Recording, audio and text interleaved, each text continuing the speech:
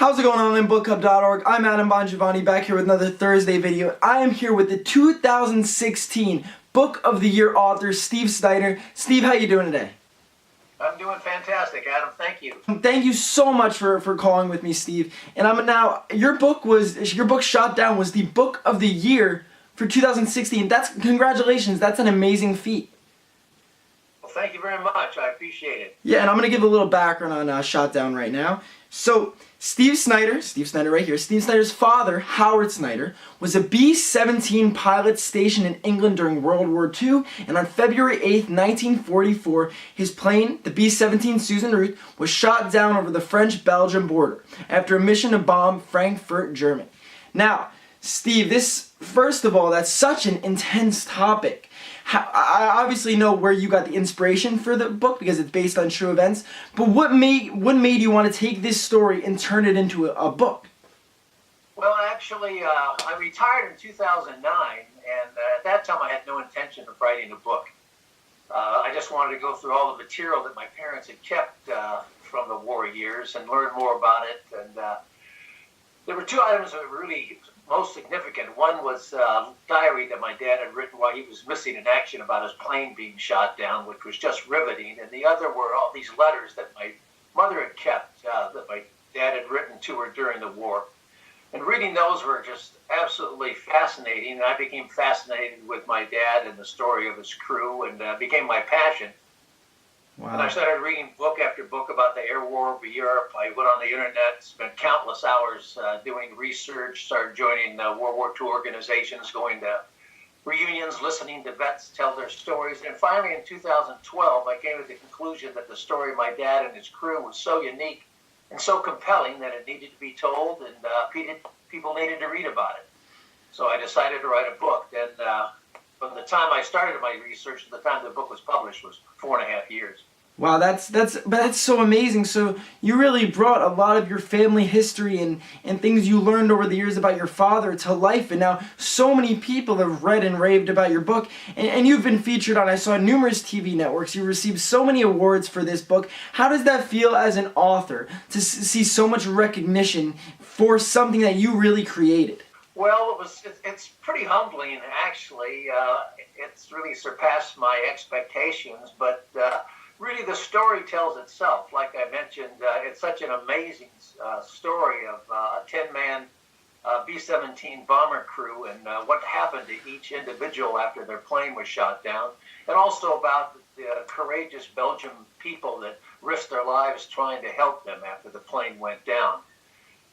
Wow. It's a story of just such bravery and courage and sacrifice that that's why it needed to be told. You know, that's amazing, and it just makes you thankful every day that there are people who are willing to fight for our freedom, and I think you just have to be so grateful for that. And I think it's so amazing that you brought this story to life. So let's get to you as a writer a little bit. Were you always an author, or was this something that you picked up on in 2012? And I know I looked online, I saw you have a few more stories out there, a few more books.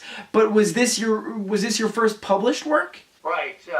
My working career was in sales and sales management for 40 years. Wow. I had no formal writer training or background whatsoever. I always kind of liked to write, but this is the first book I'd ever written. Wow. So it was a brand new endeavor for me. Wow. Wow. No, that's fantastic though, because look at you do something your whole life as your career, and then all of a sudden you're like, you know what, I'm gonna bring this story to life, and I'm gonna share it with the world and even more people who haven't heard of it, and you see such immense success. So, Steve, you got to tell me, are we gonna see any more books out there from you?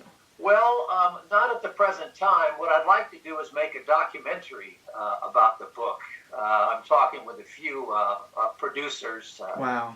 But we'll see if that comes to fruition. I actually went to Belgium last May and filmed for 3 days, and then went to Germany, to Munich, where I filmed an interview with the German Luftwaffe pilot that shot down my dad's plane. Oh my God! So you talked to the man who shot down the plane that you tell all about in the story. Yeah, they actually shot him down too. They shot each other down, coincidentally. And what was that like, meeting someone who really had the full intention of killing everyone on that plane? Yeah, well, they were just really, they were in the same situation. Yeah. You know, both him and my dad and his crew, they were fighting for their country, just trying to do a job and trying True. to stay alive. True. The Luftwaffe pilot, his name's Hans Berger. He's 93 years old now. And, you know, he just said it's a shame that they had to be shooting at each other. Of course, you're right. But that must have been such an experience for you. And did he remember everything in vivid detail? Like, was he really still like privy on everything that happened? Well, he remembers, you know, getting into a fight with a B-17 and shooting it down, and him being shot down and had to bail out. I mean, he didn't know what B-17 it was that he was shooting down. But when I met with him, he brought out his logbook and he showed me the entry he made that day, February 8, 1944, wow. where he reported that he shot down a B-17 and he was shot down and had to bail out. Wow, that's just so phenomenal, and I'm just so impressed that you really done a lot of work with this book, and it's really impressive. So I'm very excited to read your book, Steve, and if based on all of the rave reviews, I'm sure I won't be disappointed at all. I hope so. Besides the story of my dad and his crew, it's really a history about the 8th Air Force and the air war over Europe as well. And trust me, everyone watching, when I say this book has been raved about by everyone I've spoken to at onlinebookclub.org. So trust me, this is one you're not going to want to miss out on. So Steve, as a writer and someone who obviously you've written nonfiction, but you're still putting the words on paper and you're still kind of formulating this story, and of course you want to do honor to the story that's been passed down in your family and that you've heard about for all these years. When I ask writers and authors for questions and advice for the authors we're talking to on the show, a lot of people say, how do you deal with writer's blocks? How do you, Steve, deal with writer's block? Well, to be truthful, I really didn't have an issue with that. I had so much information at my disposal. All those letters that my dad had written, like I mentioned, and a couple, I might not have written the book if it hadn't been for a couple Belgian gentlemen who were young boys during the war, were greatly affected by it and became local historians after the war, and interviewed a lot of Belgian people that were involved in the events that took place. Wow. And they gave me unbelievably detailed information that would have been lost forever without their research. So I had a lot of information to deal with. My biggest challenge was how to put it all together so, you know, it made a readable story. Yeah. And also adding in all that additional historical information and anecdotes about and surrounding the war to give it some background and some context. So I really didn't have a problem with writer's block. It was just, you know, trying to organize everything and make it a readable readable story in a manuscript. Yeah. So I think with that being said, every author faces different challenges when they're writing a book, whether it's writer's block or, like you said, organizing everything and creating like a flowing story. So if I'm not, like I said, I'm not an author. I don't think I'll ever be able to write a book. I don't think I have that patience.